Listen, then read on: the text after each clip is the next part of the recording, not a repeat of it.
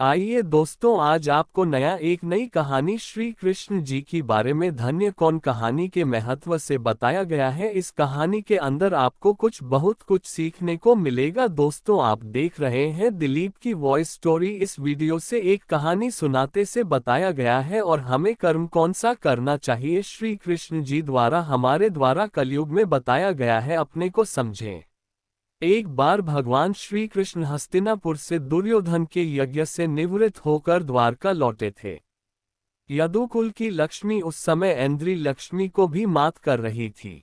सागर के मध्य स्थित श्री द्वारकापुरी की छटा अमरावती की शोभा को भी तिरस्कृत कर रही थी। इंद्र इससे मन ही मन लज्जित तथा अपनी राज्य लक्ष्मी से द्वेष सा करने लग गए थे। ऋषिकेश नंदनंदन की अद्भुत राज्यश्री की बात सुनकर उसे देखने के लिए उसी समय बहुत से राजा द्वारका पधारे। इनमें कौरव पांडवों के साथ पांड्य, चोल, कलिंग, बाहरीक, द्रविड़, खश आदि अनेक देशों के राजा महाराजा भी सम्मिलित थे। इन सभी राजा महाराजाओं के साथ भगवान श्री कृष्ण सुधर्मा सभाएं स्वर्ण सिंहासन पर विराजमान थे। अन्य राजा महाराजागण भी चित्र विचित्र आसनों पर यथास्थान चारों ओर से उन्हें घेरे बैठे थे। उस समय वहां की शोभा बड़ी विलक्षण थी। ऐसा लगता था मानो देवताओं तथा असुरों के बीच साक्षात प्रजापति ब्रह्मा जी विराज रहे हों। इसी समय मेघनाद के समान तीव्र वायु का नाद हुआ और बड़े जोरों की हवा चली। ऐसा लगता था कि अब भारी वर्षा होगी और दुर्दिन सा दिखने लग गया था। पर लोगों को बड़ा आश्चर्य हुआ जबकि इस तुमुल दुर्दिन का भेदन करके उसमें से साक्षात देवर्षि नारद निकल पड़े। वे ठीक अग्निशिखा के सदृश नरेंद्रों के बीच सीधे उतर पड़े। नारद जी के पृथ्वी पर उतरते ही वह दुर्दिन वायु मेघादि का आडंबर समाप्त हो गया। समुद्र सदृश नृपमंडली के बीच उतरकर देवर्षि ने सिंहासनासीन श्री कृष्ण की ओर मुख करके कहा, पुरुषोत्तम, देवताओं के बीच आप ही परम आश्चर्य तथा धन्य हैं। इसे सुनकर प्रभु ने कहा, हाँ, मैं दक्षिणाओं के साथ आश्चर्य और धन्य हूँ। इस पर देवर्षि ने कहा, प्रभु, मेरी बात का उत्तर मिल गया, अब मैं जाता हूँ। श्री नारद को चलते देख राजा उनको बड़ा आश्चर्य हुआ। वे कुछ भी समझ न सके कि बात क्या है। उन्होंने भगवान श्री कृष्ण से पूछा, प्रभु, हम लोग इस दिव्य तत्व को कुछ जान ना पाए, यदि गोप्य न हो तो इसका रहस्य हमें समझाने की कृपा करें। इस पर भगवान ने कहा, आप लोग धैर्य रखें, इसे स्वयं नारद जी ही सुना रहे हैं। यो कहकर उन्होंने देवर्षि को इसे राजाओं के सामने स्पष्ट करने के लिए कहा। उद्धरण: नारद जी कहने लगे, राजाओं, सुनो, जिस प्रकार मैं इन श्री कृष्ण के महात्म्य को जान सका हूँ वह तुम्हें बतलाता हूँ। एक बार मैं सूर्योदय के समय एकांत में गंगा किनारे घूम रहा था। इतने में ही वहां एक पर्वताकार कछुआ आया। मैं उसे देखकर चकित रह गया। मैंने उसे हाथ से स्पर्श करते हुए कहा, खून, तुम्हारा शरीर परम आश्चर्यमय है। वस्तुतः तुम धन्य हो, क्योंकि तुम निश्चिंत और निश्चिंत होकर इस गंगा में सर्वत्र विचरते हो, फिर तुमसे अधिक धन्य कौन होगा।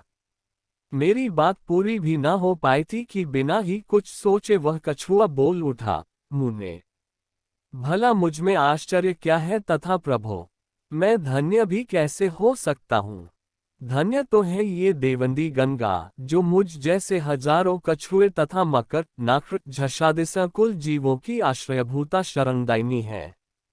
मेरे जैसे असंख्य जीव इनमें भरे हैं, विचरते हैं, भला इनसे अधिक आश्चर्य तथा धन्य और कौन है। नारद जी ने कहा, राजाओं, कछुए की बात सुनकर मुझे बड़ा कुतूहल हुआ और मैं गंगा देवी के सामने जाकर बोला, सरित श्रेष्ठे गंगे, तुम धन्य हो, क्योंकि तुम तपस्वियों के आश्रमों की रक्षा करती हो, समुद्र में मिलती हो, विशाल कायश्वापदों से सुशोभित हो और सभी आश्चर्यों से विभूषित हो। इस पर गंगा तुरंत बोल उठी, नहीं नहीं देवगंधर्वप्रिय देवर्षि, कलहप्रिय नारद, मैं क्या आश्चर्य विभूषित या धन्य हूँ।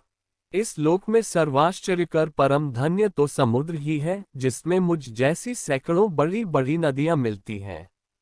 इस पर मैंने जब समुद्र के पास जाकर उसकी ऐसी प्रशंसा की तो वह जलतल को फाड़ता हुआ ऊपर उठा और बोला, मुने, मैं कोई धन्य नहीं हूँ, धन्य तो है ये वसुंधरा जिसने मुझ जैसे कई समुद्रों को धारण कर रखा है, और वस्तुतः सभी आश्चर्यों की निवास भूमि भी यह भूमि ही है।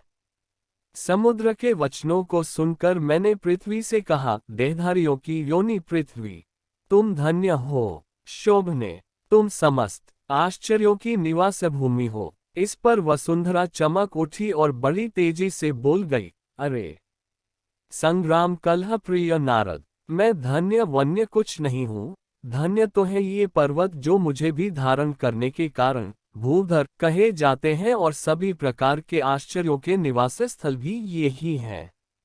मैं पृथ्वी के वचनों से पर्वतों के पास उपस्थित हुआ और कहा कि वास्तव में आप लोग बड़े आश्चर्य में दिख पड़ते हैं। सभी श्रेष्ठ रत्न तथा सुवर्ण आदि धातुओं के शाश्वत आकर भी आप ही हैं, अतएव आप लोग धन्य हैं। पर पर्वतों ने भी कहा, ब्रह्मये, हम लोग धन्य नहीं हैं, धन्य है प्रजापति ब्रह्मा, वे सर्वाश्चर्य में जगत के निर्माता होने के कारण आश्चर्यभूत भी हैं। अब मैं ब्रह्मा जी के पास पहुंचा और उनकी स्तुति करने लगा, भगवान, एकमात्र आप ही धन्य हैं, आप ही आश्चर्यमय हैं। सभी देव दानव आपकी ही उपासना करते हैं, आपसे ही सृष्टि उत्पन्न होती है, अतएव आपके तुल्य धन्य कौन हो सकता है। इस पर ब्रह्मा जी बोले, नारद, इन धन्य आश्चर्य आदि शब्दों से तुम मेरी क्यों स्तुति कर रहे हो। धन्य और आश्चर्य तो ये वेद हैं जिनसे यज्ञों का अनुष्ठान तथा विश्व का संरक्षण होता है। जब मैं वेदों के पास जाकर उनकी प्रशंसा करने लगा तो उन्होंने यहाँ को धन्य कहा, तब मैं यज्ञों की स्तुति करने लगा। इस पर यज्ञों ने मुझे बतलाया कि हम धन्य नहीं, विष्णु धन्य हैं, वे ही हम लोगों की अंतिम गति है। सभी यज्ञों के द्वारा वे ही आराध्य है। तदनंतर मैं विष्णु की गति की खोज में यहाँ आया और आप राजाओं के मध्य श्री कृष्ण के रूप में इन्हें देखा। जब मैंने इन्हें धन्य कहा तब इन्होंने अपने को दक्षिणाओं के साथ धन्य बतलाया। दक्षिणाओं के साथ भगवान विष्णु ही समस्त यज्ञों की गति है। यही मेरा प्रश्न समाहित हुआ और इतने से ही मेरा कुतूहल भी निवृत्त हो गया। अतएव मैं अब जा रहा हूँ। यो कहकर देवर्षि नारद चले गए। इस रहस्य तथा संवाद को सुनकर राजा लोग भी बड़े विस्मित हुए और सबने एकमात्र प्रभु को ही धन्यवाद, आश्चर्य एवं सर्वोत्तम प्रशंसा का पात्र माना। विष्णु पुराण।